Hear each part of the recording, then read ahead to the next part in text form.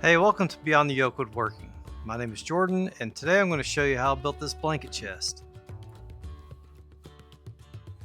Alright, now there are many ways to build a storage chest, and this is just one way. The first thing I need to do for this chest is to build a simple plywood box.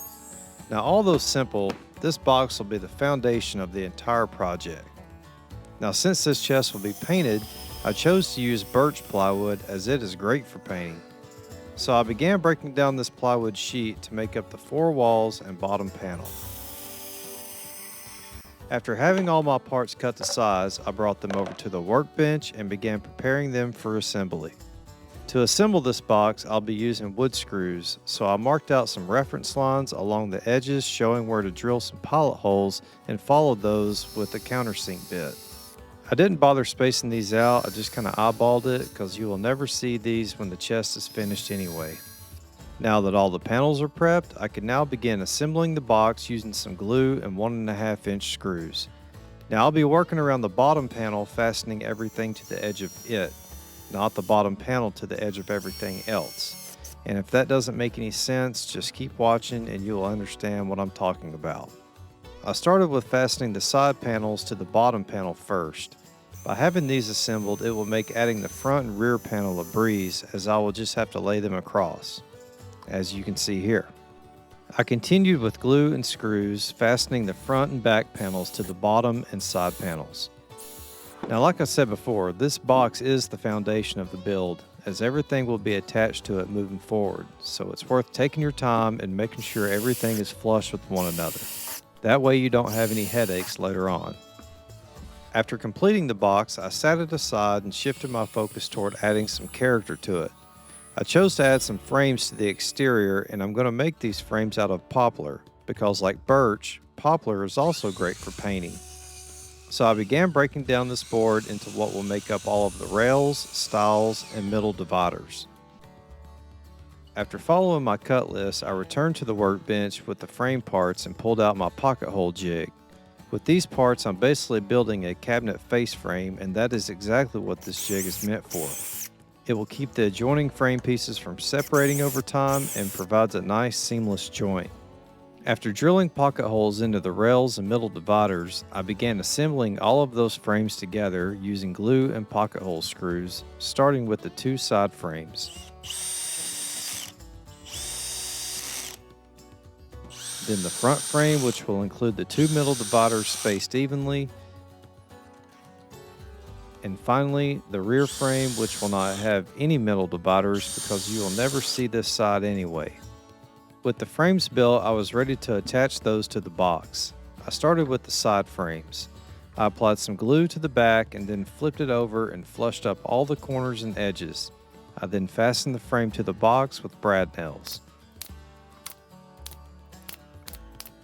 With both side frames attached to the box, I can now install my front and rear frames. The alignment for these frames are to flush the edges to the edges of the side frames and the top of the plywood box. I also fastened those down with glue and brad nails.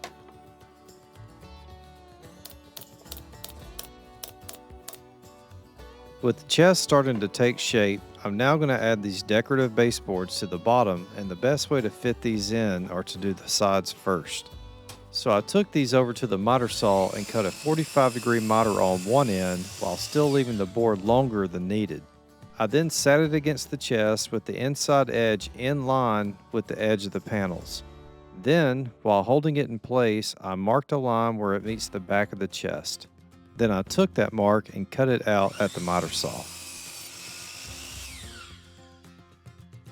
After that, I fastened the baseboard to each side of the chest with some glue and brad nails.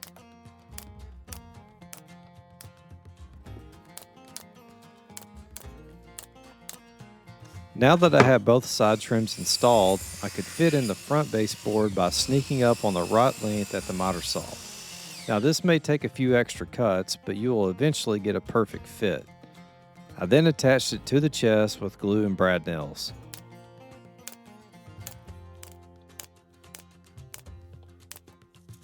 Since I added a baseboard to the chest, I wanted to add some molding that would complement the frames as well.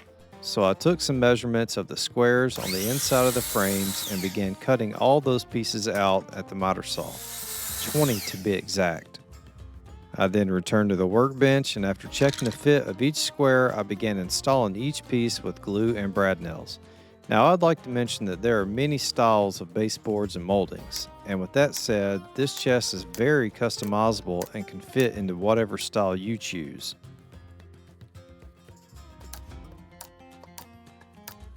So at the very top of the chest, you can see the edges of the plywood and the frames.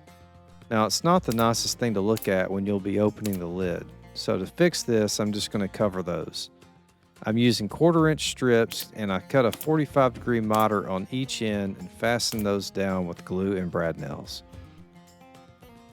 Now, if you haven't noticed, there are a lot of brad nails in this project. With the chest assembled, now I can begin covering up all those nail holes, and what I like to use is plastic wood made by DAP. What I like most about it is that it dries really quick and it's easy to apply. I just dab some on with my finger, and after a few minutes I'll come back with some sandpaper, and voila, the nails are covered. With that out of the way, now it's a good time to start sanding everything down and get it ready for paint. I started with 80 grit and worked my way up to 220. Now, before I set my shop up for painting, I still need to build the lid for this chest, and I'll be building it out of this 2x6. So I began cutting it down to rough lengths at the miter saw and then milled each piece down to their final thickness by running them through the joiner and planer. After I had everything milled, I was ready to join the pieces together, and to do this I'm going to use my doweling jig. So I laid out my pieces and marked where I wanted the dowels, and then set the pieces in the vise and began drilling out the holes. Now, if you don't have a doweling jig, that's okay. You could use a pocket hole jig and achieve the same result. And if you don't have a pocket hole jig, then, well, you may need to look into upgrading your tools. After getting all the holes drilled, I was ready to glue the lid together. So I laid out some clamps and set the wood on top and began applying the glue and smoothing it out with my glue spreader, and followed by inserting the dowels. Now, the dowels will not add strength to the lid, but will keep everything aligned and smooth during the glue up. After getting the lid pieces snug together, I tightened the clamps and added a few more for even pressure across the seams. Be careful not to over tighten these, because the lid will start to bow if you do. After letting the lid sit to dry for a while, I removed it from the clamps and still needed to cut it to its final length. To do this, I clamped a straight edge to the lid, which will be a guide for my circular saw. After lining everything up, I cut the lid to its final size. Now, all the edges and corners on the lid are still very sharp. To soften all of those edges, I went around the lid with a roundover bit and my router. By doing this, it'll also prevent the edges from splintering over time, and if you don't have a router, you can still soften the edges with sandpaper. Okay, so the last thing to do to the lid was to prepare it for finish. So I sanded both sides of the lid, starting with 80 grit and working my way through each grit. I then finished the lid by applying some stain and a few coats of water-based polyurethane. Now, I'd like to mention that this type of lid is optional, and if you don't have the tools to build it, that's okay, because there will be plenty of birch plywood left over from building the box at the beginning of the video. With some edge banding, the plywood would make a great lid also. After I set the lid aside to dry, I began getting the chest ready to be painted. To contain the paint and avoid overspray, I will be using my pop-up paint booth. This paint booth is great for spray painting indoors and only takes a couple of minutes to assemble. After that, I sat the chest down inside of the booth. Now, I want the inside of my chest to be bare wood, that way the items on the inside won't smell like paint or any other chemicals. So I found some wrapping paper and painter's tape and sealed off the opening. I then grabbed my spray gun and began painting. I started with applying some primer and followed with 2 coats of paint while keeping long, even passes. Of course, you could also use a brush, but keep in mind it will take twice the amount of time. Alright, now that the stain and paint are out of the way, I could finally install the best part about this chest, which are these aromatic cedar planks. I will be installing these in the bottom of the chest, and they will provide an amazing smell to the blankets and add a warm, natural touch overall. I bought these from the home center and they are already shiplap, so installing these were very simple. I just laid them into place and shot a few brad nails. Now I avoided using glue because for one, it's not needed, and two, it could affect the cedar smell. Now I was ready to attach the lid to the chest, and to do this I will be using a piano hinge. Now some people may assemble this on top of the chest to where it would be sandwiched between the chest and the lid. But I'm just going to go the quick route and assemble it onto the back because this will be going against the wall and you will never see the back. After drilling pilot holes into the chest and lid, I fastened the piano hinge with the screws provided.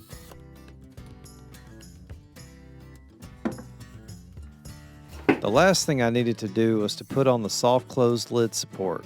After moving the chest to the floor, I opened up the lid and let it rest against the workbench. Surprisingly, the support included a template on where to place all the screws, which made this very easy to install. The soft close feature makes this chest even better, and it's a great option if you have small children. And with that, the blanket chest is finished. This was a really fun build, and I'm happy with how clean and solid it turned out. Hey, I hope you enjoyed the video, and if you're interested in building the same blanket chest, there's a link in the video description of the build plans. I also have links for all the tools and supplies that I used in that build. Now the Bible verse that I'll be reading for today's video will be Romans chapter 15 verse 13, and it says here, I pray that God, the source of hope, will fill you completely with joy and peace because you trust in Him. Then you will overflow with confident hope through the power of the Holy Spirit. Thanks again for watching.